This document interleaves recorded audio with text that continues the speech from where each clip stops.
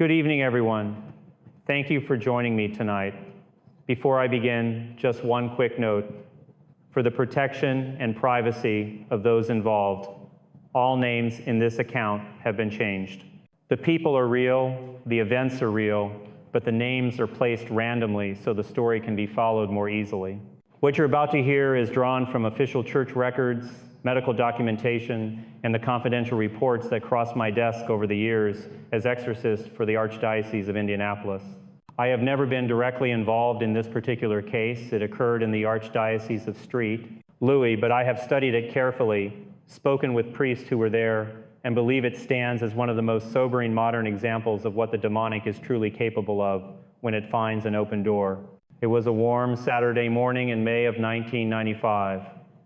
The kind of spring day in Street. Louis, where the Mississippi River breeze carries the scent of blooming dogwoods, and the whole city seems to pause for celebration. At Washington University, the commencement ceremony was underway on the main quadrangle. Hundreds of folding chairs lined the lawn, families dressed in their Sunday best, balloons tied to seats, mortarboards bobbing in the sunlight.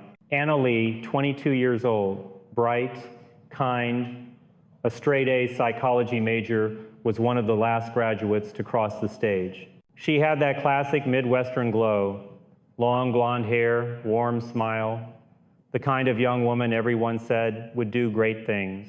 Her whole family was there in the front rows. Her father, Thomas, a respected local attorney in his early 50s, a daily communicant at the Cathedral Basilica, her mother, Margaret, a gentle third-grade teacher, her older brother, James, 25, already working as an engineer, and her little sister, Sophie, just 18, a senior at Chaminade College Prep, full of life and always humming some new song. When Anna's name was called, the applause was loud and genuine.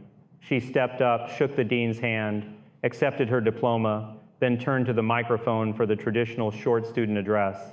She began with the usual thanks to her professors, her parents, her siblings.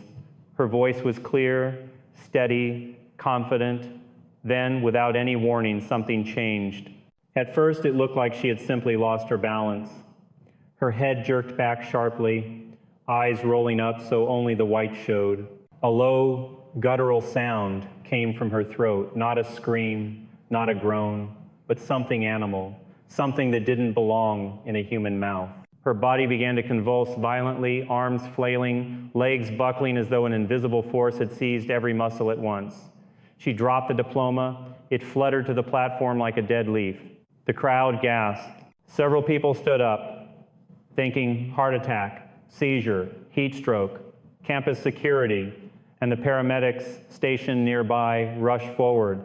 But what happened next froze everyone where they stood. Anna's body snapped upright with unnatural speed and strength.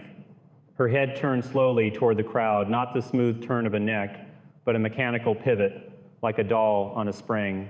Her eyes, now wide open again, were no longer soft brown.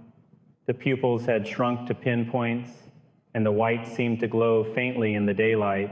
Her lips pulled back in a smile that was too wide, too full of teeth, and then she spoke. The voice that came out of her mouth was not hers.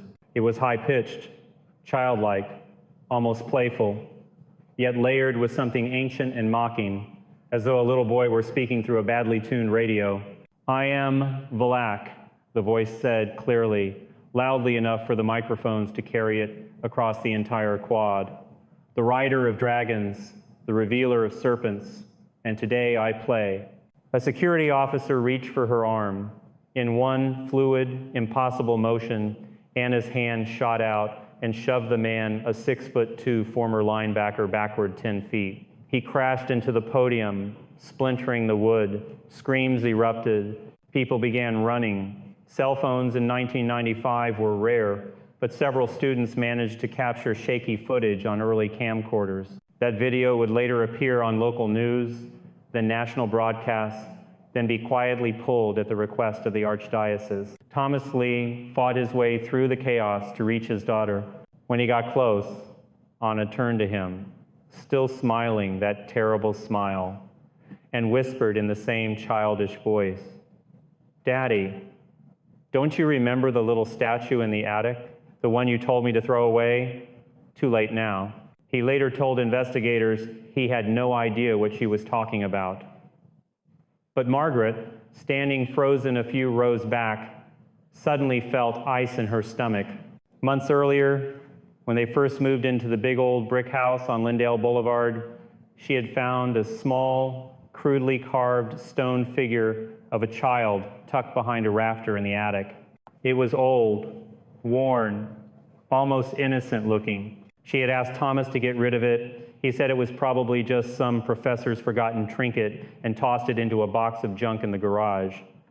Neither of them thought about it again. They didn't know, how could they, that the house had once belonged to a man named Elias Crow. Elias had been a tenured professor of anthropology at Washington University in the early 1980s. Brilliant, eccentric, privately wealthy. On the surface, he was respected. Behind closed doors, he was obsessed with the occult.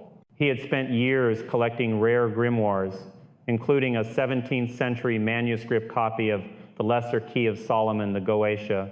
Among the 72 spirits described in that book was one called VALAC, listed as the 62nd spirit, a president of hell who appears as a small boy with angel wings riding a two-headed dragon. He is said to give true answers about hidden treasures and to command serpents. But the older manuscripts, the ones Elias prized most, carry darker annotations. VALAC was once an angel who fell not out of pride, but out of jealousy. He envied the innocence of human children, their trust, their openness. So he learned to twist that very innocence, to turn it into a weapon. In the 1700s, according to scattered accounts preserved in English parish records, VALAC moved among rural villages, whispering through the mouths of children, planting accusations of witchcraft. The result was wave after wave of trials, hangings, drownings, dozens dead, families destroyed, all because little boys and girls pointed fingers and spoke words that were not their own. Elias Crow wanted power. He wanted knowledge no university could give. So in the winter of 1985, he performed the evocation exactly as the text prescribed: blood, circle, names of God spoken backward. He offered a life in exchange, not his own. A graduate student who had trusted him, a young woman barely older than Anna, would be years later. The ritual succeeded. VALAC came. But the demon did not serve. It never does. Within months, Elias began to deteriorate. Colleagues noticed him muttering to himself, laughing at nothing. One night in March of 1986, he climbed to the roof of the anthropology building, stood on the ledge for a long time as though listening to someone, then stepped off. He fell 6 stories. The official report listed it as suicide. The university quietly closed the investigation. The house on Lyndale Boulevard was sold at auction. Over the years, it changed hands several times. Eventually, in 1993, Thomas and Margaret bought it. Beautiful red brick, spacious, close to campus, perfect for raising a family. They never asked about the previous owners beyond the standard title search. Why would they? Back on the commencement lawn, paramedics finally managed to sedate Anna. She went limp in their arms, the unnatural strength gone as quickly as it had arrived. They loaded her into the ambulance. Thomas and Margaret rode with her to Barnes Jewish Hospital. James stayed behind to comfort Sophie, who was shaking so badly she could hardly speak. The doctors ran every test imaginable: EEG, MRI, blood panels, toxicology, nothing. No drugs, no tumor, no epilepsy, no stroke. One neurologist wrote in the chart, presentation inconsistent with known organic pathology. Consider psychiatric evaluation. But the family already knew, deep down, that this was not a matter for medicine. That night, in the quiet of her hospital room, Anna opened her eyes and looked straight at her mother. In the same high, childish voice, she whispered, "Mommy, the game's just starting and everybody gets to play." Margaret sank to her knees beside the bed and began to pray the rosary. She didn't know it then, but she had just begun the longest, darkest battle of her life. And that, my friends, was only the beginning. The door had been open years before, and now the darkness was walking through it one step at a time, one family member at a time, smiling all the while like an innocent child who knows a secret no one else can bear to hear. The days following the commencement disaster were a blur of hospital corridors, hushed conversations with specialists, and the slow, creeping realization that something far beyond medicine had taken root in their home. Anna was discharged after 72 hours with a provisional diagnosis of acute psychotic break, etiology unknown, and a thick folder of prescriptions, antipsychotics, mood stabilizers, anti-seizure medications.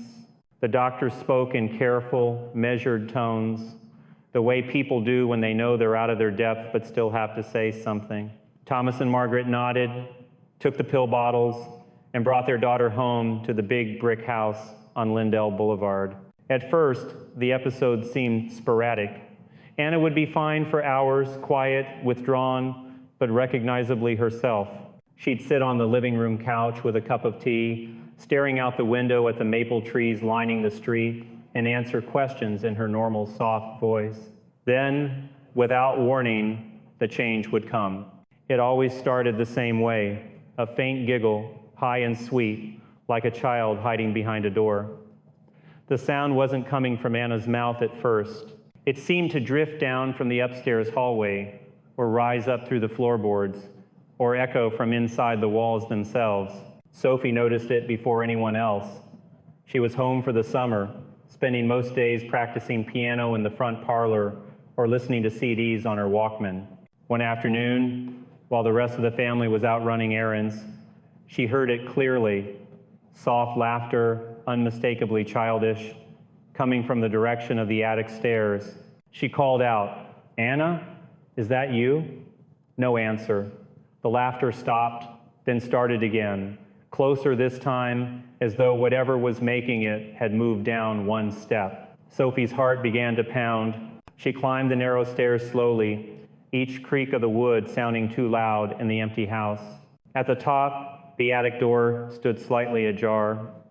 Inside, the space was dim, lit only by a single small window coated with decades of dust. Boxes of Christmas decorations, old textbooks, and forgotten furniture filled the room. In the far corner, sitting upright on an overturned crate, was the little stone statue Margaret had found years earlier, the one Thomas had supposedly thrown away. It hadn't been in the garage at all. Somehow, it had found its way back upstairs. The figure was no more than 8 inches tall, a chubby child carved from pale limestone, wings folded against its back, a faint smile on its lips. Sophie stared at it. The laughter came again, right behind her ear this time, so close she felt warm breath on her neck. She spun around. Nothing. When she looked back, the statue was gone from the crate. She ran downstairs, slamming the attic door, and didn't tell anyone what she'd seen. Not yet. The phenomena escalated quickly after that. Objects began to move on their own. A porcelain doll Sophie had kept since childhood, one of those antique ones with glass eyes and a lace dress, would appear in different rooms overnight. One morning, Margaret found it sitting at the kitchen table, hands folded neatly, staring at the empty chair across from it. Another time, James came home from work to find every drawer in his bedroom dresser pulled open, socks and shirts arranged in perfect circles on the floor, like some kind of child's game. Then came the glass. Late one evening, the whole family was eating dinner in the dining room when a loud crack split the air. Every window pane in the room shattered inward at the same instant, not outward, inward as though something outside had punched them all simultaneously. Thousands of shards flew across the table, embedding in James's forearms and the backs of his hands. Blood dripped onto the white tablecloths in bright red patterns. He didn't scream. He just stared at the cuts, stunned. 15 stitches later at Barnes Jewish, the emergency room doctor asked how on earth someone could get such precise, symmetrical wounds from flying glass. James couldn't answer. Anna's episodes grew more violent. She would collapse without warning, body rigid, then arch backwards so sharply that her spine seemed ready to snap. When the convulsions ended, she'd rise, not stand, rise like a marionette being pulled upward by invisible strings. Her voice would change completely, thin, piping, gleeful. Tag, you're it, the child voice would chirp. Hide and seek is my favorite, but I always find you first. During one particularly bad night, she levitated, not a few inches, nearly 3 feet off the floor of her bedroom. Thomas and Margaret burst in when they heard the crash of furniture. Anna floated above her bed, arms outstretched, hair drifting around her face as though she were underwater. The room smelled of wet earth and something metallic, like old pennies. She rotated slowly in midair, head turning to face her parents. "Look, Mommy," the voice said. "I can fly just like the angels used to, before I learned better games." Margaret dropped to her knees and began reciting the prayer to St. Michael. The levitation stopped abruptly. Anna fell onto the mattress with a sickening thud. She lay there gasping, her own voice returning in broken sobs. "I don't want to do this. Please make it stop." Thomas called every priest he knew. Most were kind but cautious. Demonic possession was not something parishes discussed openly in the 90s. Finally, a retired Monsignor who had served at the Cathedral Basilica gave him a name, Father Robert McKenna, a Dominican priest known for his work with difficult cases. McKenna was already in his early 60s, soft-spoken, unflinching, the kind of man who had seen things most people never would and still slept soundly at night. While they waited for McKenna to travel from Rhode Island, the attacks became personal. One night, Sophie woke to find her bedroom door locked from the outside. She pounded on it, calling for help. When James finally forced the door open, he found her curled in the corner, wrists bleeding from shallow cuts she'd made with her own thumbnail. She kept repeating, "It told me to play the quiet game. If I make noise, it hurts James." She had no memory of picking up the habit of scratching herself. Anna, meanwhile, began speaking in languages no one in the family recognized, not just Latin snatches of what sounded like ancient Aramaic, fragments of Middle English, even a dialect that reminded Thomas of the old Cornish hymns his grandmother used to sing. The words were always the same in meaning, even if the tongue changed. Accusations, taunts, invitations to despair. "You think you're good parents," the voice would sneer in Anna's throat. "You let me in. You welcomed me with open arms. Now we're family." The worst moment came in late August. The house had grown oppressively cold despite the St. Louis heat wave outside. Margaret was alone in the kitchen, washing dishes, when she heard footsteps overhead, small, quick, running in circles. Then silence. She dried her hands and started up the stairs to check on Anna. Halfway up, the lights went out. Not just in the house, all the street lights outside dimmed at once. In the sudden darkness, she felt something brush past her leg, small and fast, like a child darting by. When the power returned seconds later, she found Anna standing at the top of the stairs, perfectly still. The girl's eyes were black, no iris, no white, just endless dark. She tilted her head and said, in a voice that was almost tender, "Mommy." Elias says hello. He misses the house. He says it's lonely without children. Margaret backed down the stairs, never taking her eyes off her daughter. That was the night she finally understood. This wasn't sickness. This wasn't even madness. This was something that had been waiting, patient as stone, for decades, and it was only getting started. By September, the family was barely holding together. Thomas had taken leave from his law practice. Margaret hardly slept. James was drinking more than he should. Sophie refused to be alone in any room. And Anna was slipping away, piece by piece, replaced by something that wore her face and laughed with a child's delight while it tore their lives apart. I wish I could tell you the story ends here with a simple blessing, a quick prayer, and peace restored. But that would not be true. The real battle, the one that would leave scars no one could see, was only beginning to take shape. And the thing calling itself VALAC was ready to play for keeps. By the fall of 1995, the house on Lindale Boulevard had stopped feeling like a home. It felt more like a stage set for a play no one wanted to watch. The air inside carried a constant chill, even when the thermostat read 80 degrees and the windows were open to the late September humidity. Neighbors started crossing the street rather than walk past the front gate. One woman who lived 2 doors down told Margaret she'd begun hearing children crying at night, soft, muffled sobs that seemed to come from inside the Lee house, even though all the lights were off. Father Robert McKenna arrived in early October. He was a tall, spare man with silver hair and eyes that looked like they'd seen too much but refused to look away. He didn't rush. He never did. He spent the first 2 days simply sitting in the living room, listening, not questioning the family, just listening to the house, to the silences between words, to the way the floorboards creaked when no one was walking. On the 3rd day, he asked Thomas to show him every room, every closet, every corner. When they reached the attic, McKenna paused at the door. He didn't open it right away. He placed his hand on the frame and closed his eyes. "There's residue here," he said quietly, "old, thick, like smoke that never quite cleared. He blessed the entire house that afternoon. Holy water flicked from an aspergillum. Latin prayers spoken in a calm, steady voice. Nothing dramatic happened during the blessing. No wind, no screams, no objects flying.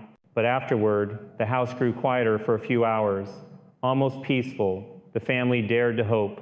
That hope didn't last. The next night, just after midnight, James woke to the sound of footsteps in the hallway, small, deliberate, coming toward his bedroom door. He sat up in bed, heart hammering. The knob turned slowly. The door opened a crack, nothing visible in the darkness beyond. Then a voice, soft and sweet, whispered from the hallway, "Big brother, come play outside. It's snowing." James knew it wasn't snowing. It was still 70 degrees outside. But the voice sounded so much like Sophie's when she was little, when she used to beg him to build snowmen with her. He got out of bed, walked to the door, and looked out. The hallway was empty. He closed the door, locked it, and went back to bed. 10 minutes later, the knocking started, tiny knuckles rapping gently on the door. Tap, tap, tap, pause. Tap, tap, tap. Then the same voice, louder now. "Why won't you play with me? Are you scared?" Big boys aren't supposed to be scared. James didn't answer. He pulled the covers over his head and prayed the Our Father until the knocking stopped. The following morning, he found fresh footprints on the hallway carpet, small, bare, child-sized, wet with something dark that smelled faintly of iron. They led from his door, down the stairs, across the foyer, and stopped at the front door. When he opened it, the prints continued outside, across the porch, down the steps, and disappeared into the lawn. There had been no rain. The ground was dry. That was when Thomas finally called in the second consultant, Dr. Richard Gallagher, a board-certified psychiatrist from New York who had been quietly working with the church on cases that defied psychiatric explanation. Gallagher flew in on a Friday, met with McKenna over coffee at a diner near the cathedral, then came straight to the house. He was calm, methodical, almost clinical, but there was no skepticism in his manner. He'd seen enough to know the difference between mental illness and something else. Gallagher spent hours interviewing each family member separately. With Anna, he sat across from her in the den while she rocked back and forth, humming a tune no one recognized.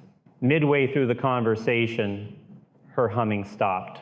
She lifted her head and looked directly at him. "You smell like hospitals," the child voice said. "Like bleach and fear. Do you know what happens to doctors who ask too many questions?" Gallagher didn't flinch.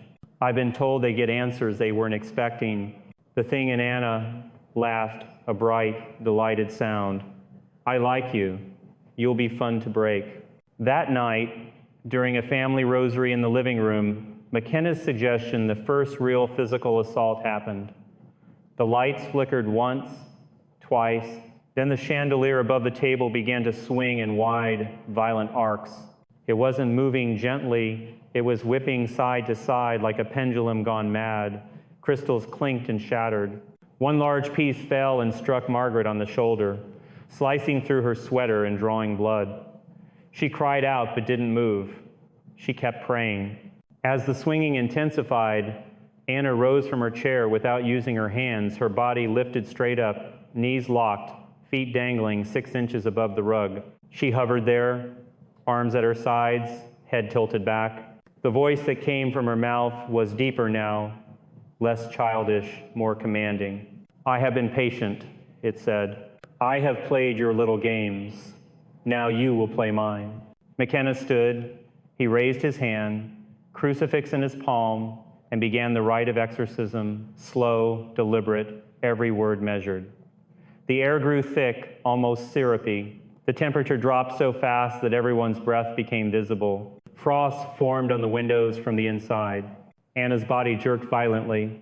She dropped to the floor, landing on all fours like an animal. Her head snapped up. Black bile poured from her mouth, thick and foul-smelling, splattering across the carpet. The voice screamed a sound that seemed to come from every direction at once. "You cannot have her. She opened the door. She belongs to me."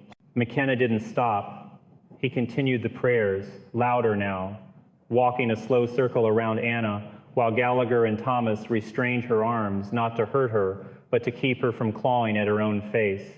Sophie stood in the corner, hands clasped so tightly her knuckles were white, tears streaming down her cheeks. The episode lasted nearly 40 minutes. When it finally ended, Anna collapsed, exhausted, weeping in her own voice. "I'm sorry, I'm so sorry." McKenna knelt beside her, placed the stole around her shoulders, and whispered absolution. Then he looked at Thomas and said, "This is genuine. There is no doubt in my mind. We are dealing with a preternatural entity, and it is deeply entrenched. We need to prepare for the full rite." Gallagher nodded. "I've documented 6 classic signs already: superhuman strength, knowledge of hidden things, aversion to sacred objects, speaking unknown languages, levitation, and physiological changes that cannot be explained medically. This isn't dissociation or epilepsy. This is possession." The family sat in stunned silence. For the first time, the word had been spoken aloud in their home. In the weeks that followed, the demonic presence began targeting the weakest links. Sophie started waking up with bruises on her arms, finger-shaped marks, as though small hands had gripped her while she slept. One morning, she found a drawing on her bedroom wall in red crayon, a crude picture of a dragon with 2 heads, and beneath it the words, "See you soon." "You have seen?" James, meanwhile, began having nightmares in which he saw himself standing on the roof of the anthropology building, the same building Elias Crow had jumped from, while a child's voice begged him to step off. "It's just a game," the voice said. "Everyone plays in the end." The house itself seemed to fight back against any attempt at normalcy. Doors would slam shut when no one was near them. Lights turned on and off in patterns, 3 short, 3 long, 3 short, Morse code for SOS. Margaret found every Bible in the house open to the same passage, Mark chapter 5, the story of the Gerasene demoniac. The pages were dog-eared as though someone had read them over and over. By late November, McKenna and Gallagher agreed it was time. The major exorcisms would begin after Christmas. They chose a location far from the house, an abandoned church on the outskirts of the county, deconsecrated years earlier but still structurally sound. They wanted isolation. They wanted containment. As Advent began, the attacks reached a new level of cruelty. On the first Sunday of December, during Mass at the Cathedral Basilica, Anna was allowed to attend for the first time in months. She sat quietly in the pew beside her mother. Everything seemed calm until the moment the priest elevated the host. Anna's body went rigid. She gripped the pew in front of her so hard the wood splintered under her fingers. Then she began to laugh, low at first, then louder, a terrible, mocking sound that echoed through the nave. Heads turned, people stared, the priest paused, uncertain. From Anna's mouth came the voice, loud enough for the entire congregation to hear, "Look at them all, so pious, so blind. Do you know how many children I've taken to the fire because of people just like you?" Security escorted the family out. In the parking lot, Anna collapsed again, sobbing, begging forgiveness. But the damage was done. Word spread quickly through the Catholic community. People began to whisper. Some offered prayers. Others kept their distance. The Lees returned home that afternoon knowing the clock was ticking. Christmas would be their last chance for normalcy. After that, the real war would begin. And the thing that called itself VALAC was smiling, waiting, patient as ever, because it knew something the family still did not. It had already chosen its next player. Christmas came and went in the Lee house like a stranger passing through a room he doesn't recognize. There was a small tree in the corner of the living room, lights twinkling half-heartedly. Presents sat underneath, mostly unopened. No one had the heart to pretend. The family attended midnight mass together, Anna heavily sedated, sitting between Thomas and Margaret, her hands folded in her lap like a child on her best behavior. She didn't speak during the service. She didn't need to. The thing inside her waited, patient, letting the holy night pass without incident. It was almost polite in its restraint. That politeness terrified them more than the violence ever had. On December 26th, Father McKenna and Dr. Gallagher returned to the house one final time before the move to the abandoned church. They brought with them a small team, Father Michael Rossi, a younger diocesan priest from Street, Louis, who had assisted McKenna on 2 previous exorcisms, and 2 lay helpers trained in restraint and first-aid strong men who knew how to hold someone without hurting them. They also brought the full ritual book, Holy Water Blessed by the Bishop, a large crucifix that had once hung in the old St. Louis Cathedral, and blessed salt. McKenna gathered the family in the dining room that afternoon. He spoke quietly, without drama. We begin tomorrow night. The location is secure, far enough from town that no one will hear anything unusual. We have prepared a room in the old church, simple, clean, with a mattress on the floor, restraints if needed, and every sacramental we can bring. Anna will be the primary focus, but I must tell you honestly, this spirit has shown itself capable of transference. It may attempt to move.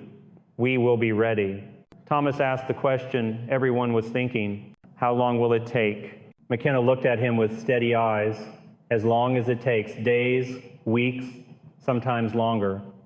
The demon will fight, it will lie, it will try to divide you, but it cannot withstand the authority of Christ if we remain united in prayer. Sophie whispered, what if it gets one of us instead? Gallagher answered before McKenna could.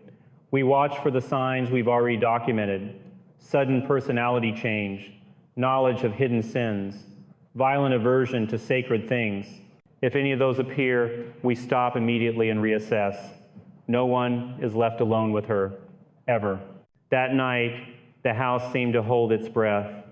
No footsteps, no laughter, no moving objects, just silence, a heavy, watchful silence. The next evening, January 3rd, 1996, they loaded Anna into the back of Thomas's station wagon.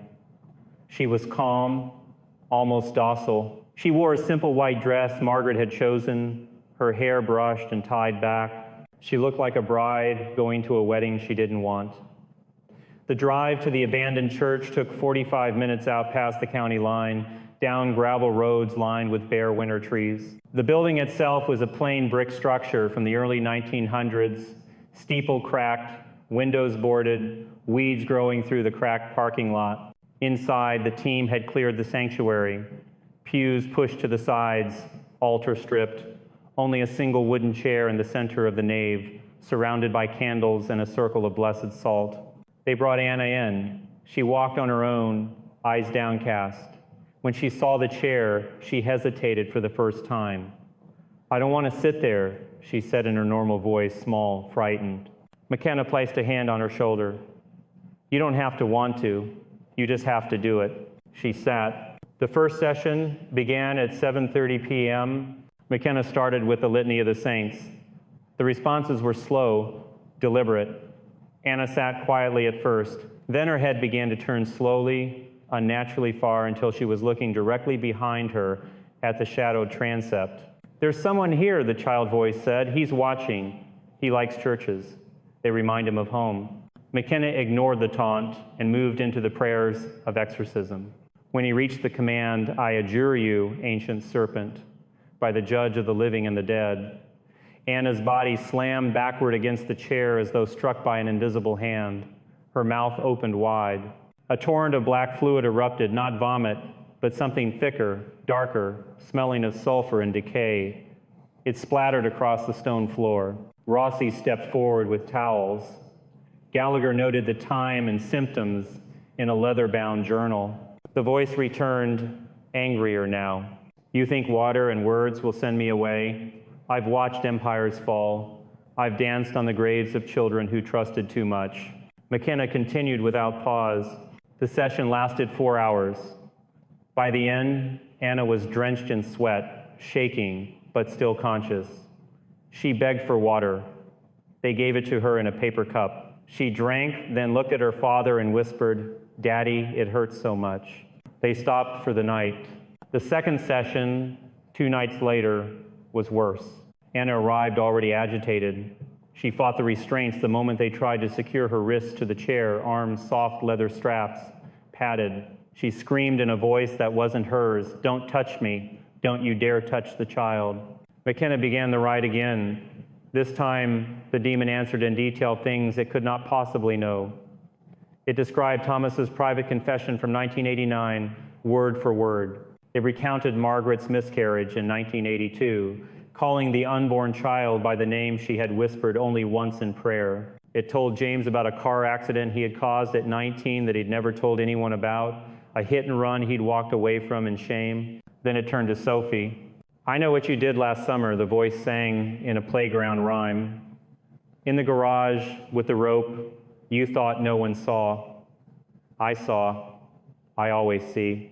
End quote. Sophie, standing at the back of the church, went white. She had never told anyone about the night she'd stood on a stool with a rope around her neck, ready to step off, then changed her mind at the last second. She ran from the building, vomiting in the weeds outside. Gallagher followed her, talked her down, brought her back inside. "It's fishing," he told her. "It wants you to doubt. Don't give it the satisfaction." End quote. The session ended with Anna levitating again, this time straight upward, chair and all, until the back legs were 6 feet off the floor. The wood groaned. McKenna placed the crucifix against her forehead. She shrieked as though branded. Smoke rose from the point of contact, real smoke, acrid and black. When she dropped, the chair splintered beneath her. They carried her to the mattress. She slept for 14 hours straight. The third session brought the first death. Tyrone Hale, a 45-year-old handyman who lived 3 blocks from the Lees, had been watching the house for weeks. No one knew why. He had a record, 2 convictions for child molestation in the early 90s, both plea deals that kept him out of prison. The church had quietly warned parishes to keep him away from youth programs. But on the night of the 4th session, Tyrone drove to the abandoned church in a rusted pickup. He carried a 12-gauge shotgun. No one saw him approach. He entered through a side door the team had left unlocked for ventilation. He walked straight into the nave during the elevation of the crucifix. Anna, still restrained, was in the middle of a violent convulsion. The demon was speaking in rapid-fire Latin curses. Tyrone raised the gun. His eyes were glassy, unfocused. "You said you'd give me peace," he muttered. "You promised." He fired once. The blast caught Father McKenna in the chest as he turned toward the sound. The priest staggered backward, blood blooming across his black cassock. He fell hard, clutching the crucifix to his heart. Rossi rushed to him. Gallagher shouted for Thomas to call an ambulance. McKenna looked up at the ceiling, whispered the name of Jesus, and died within seconds. Tyrone stood frozen, shotgun hanging loose in his hands. Then he dropped it and ran. Anna laughed, a long, bubbling sound that echoed off the rafters. "Tagged," the child voice said, "You're it." And that is, the police arrived 20 minutes later. Tyrone was apprehended 2 miles away, sitting on the side of the road, crying like a child. He told the officers the devil made him do it. They didn't believe him. Not then. But the team knew. VALAC had been playing a longer game than anyone realized. Tyrone had been its instrument for years, used to hurt children, to plant seeds of despair, to prepare the ground for this final harvest. And now one of God's priests lay dead on the cold stone floor of an abandoned church. The war had claimed its first blood, and it was far from finished. The police took statements until nearly dawn. Father McKenna's body was covered with a white sheet right there on the cold stone floor of the sanctuary. Blood had pooled beneath him in a dark, irregular shape that looked almost like wings if you stared too long. Rossi stayed with the body, praying the office for the dead in a voice so low it barely carried. Gallagher sat on the front pew, notebook open, writing every detail he could remember before shock dulled the memory. Thomas held Margaret while she wept silently against his shoulder. Sophie stood apart, arms wrapped tight around herself, staring at the crucifix still clutched in McKenna's stiff fingers. Anna was on the mattress in the corner, sedated heavily now, breathing slow and shallow. The demon had gone quiet after the shot, as though satisfied with the evening's work. They couldn't continue that night. They couldn't even stay in the building. The diocese sent a van to transport everyone back to the city. No sirens, no lights, just a slow procession down those dark gravel roads, headlights cutting through fog that had rolled in off the river. The Archbishop met them at the Chancery office at 4 a.m. He was pale, unshaven.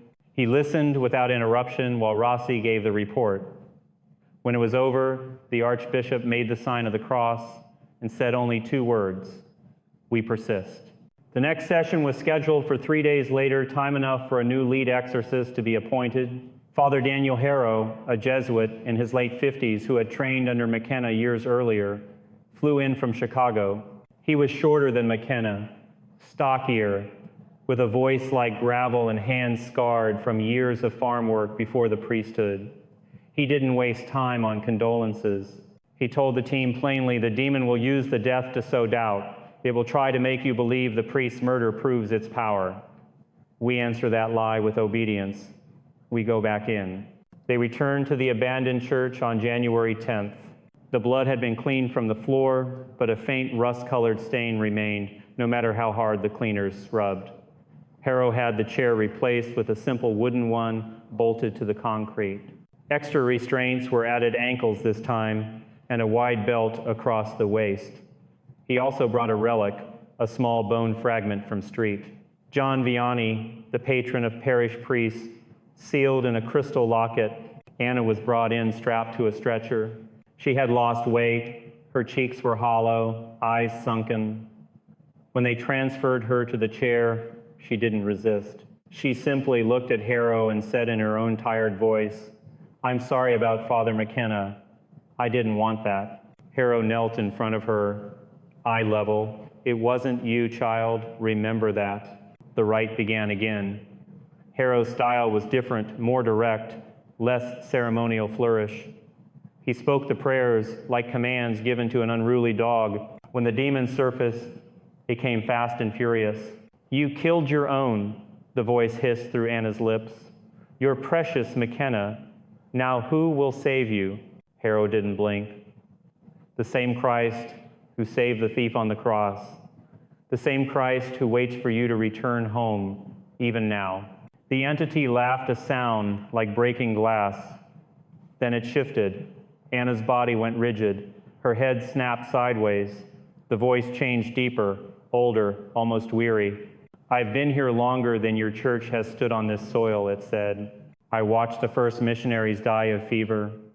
I whispered to the children of the Osage when they were taken from their mothers. I taught Elias how to open the door. And when he failed me, I took his life. Now I will take yours." Harrow pressed the relic against Anna's forehead. She screamed as though scalded. Blisters rose instantly on the skin, perfect circles, 3 in a row. The smell of burning flesh filled the room. The session lasted 6 hours. By the end, Anna was speaking in tongues, again snatches of ancient Hebrew mixed with what sounded like inverted Latin. She named sins no one in the room had ever confessed aloud. Rossi's moment of doubt during seminary, Gallagher's private struggle with alcohol in his 30s, Thomas's brief affair 20 years earlier that Margaret had forgiven but never forgotten. Then came the twist Harrow had feared. Midway through the 8th hour, Anna's body went completely still. The convulsions stopped. Her breathing evened out. She lifted her head slowly and looked at James, who had been standing guard near the door. "Brother," the voice said, soft now, almost affectionate, You've been so quiet. Don't you want to tell them what you felt the night of the graduation? The little twist in your stomach when Anna walked across that stage? The thought that maybe, just maybe, she was always the favorite? James stiffened. Shut up. The voice continued, gentle, coaxing. You've carried it so long. The envy, the resentment. You were supposed to be the success, the engineer, the one they bragged about. And then she graduated summa cum laude while you were still fixing other people's machines.